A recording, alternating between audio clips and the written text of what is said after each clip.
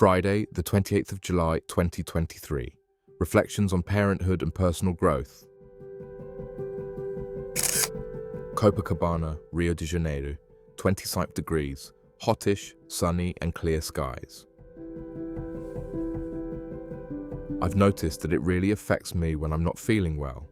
If I'm exhausted, it's hard for me to perform at my best.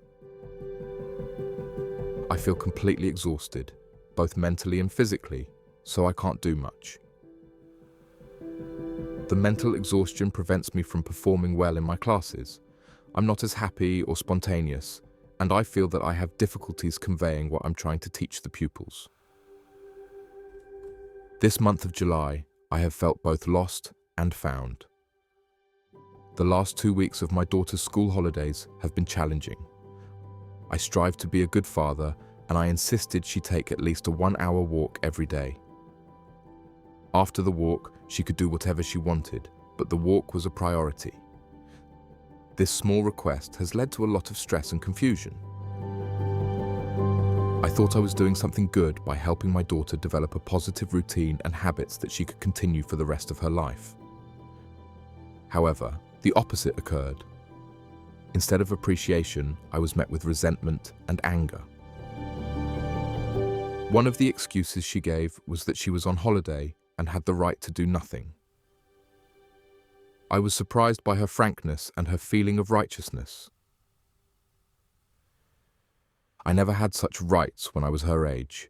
It was a matter of good common sense and respecting our elders.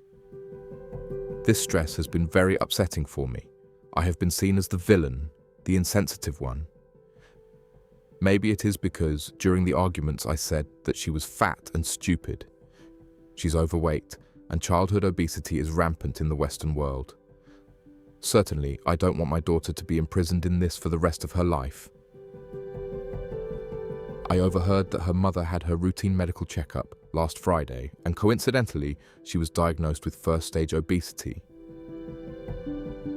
During a heated moment, I made a hurtful comment about her weight and intelligence, and she's not forgiving me. I wanted to address the real issue, but she's not interested.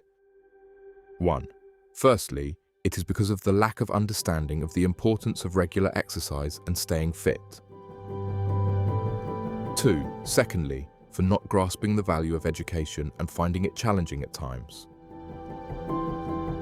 3. Thirdly, for not appreciating the guidance and teachings I am trying to provide, something I did not receive from my father. 4. Additionally, she seems to overlook the significance of maintaining cleanliness and being proactive. Despite my efforts to discuss this with her, she rarely takes the initiative to interpret situations and take action unless prompted. 5.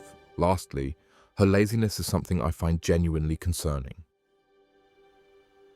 Nalva tends to overlook or excuse Yasmin's actions, prioritizing her popularity with her daughter.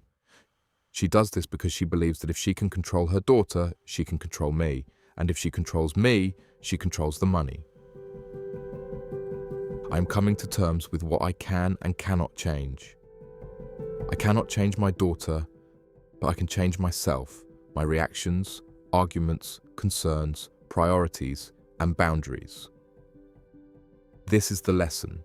Be conscious of what you can and cannot change so as not to suffer, or at least suffer less.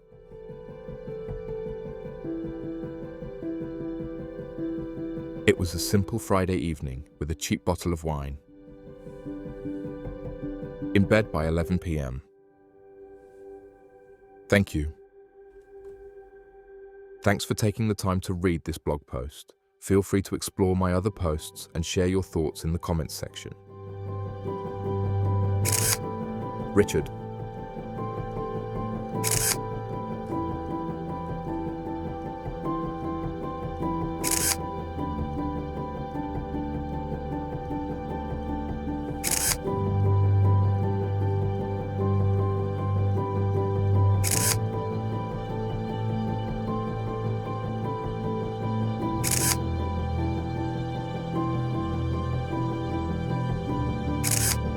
Photos by Richard George Photography.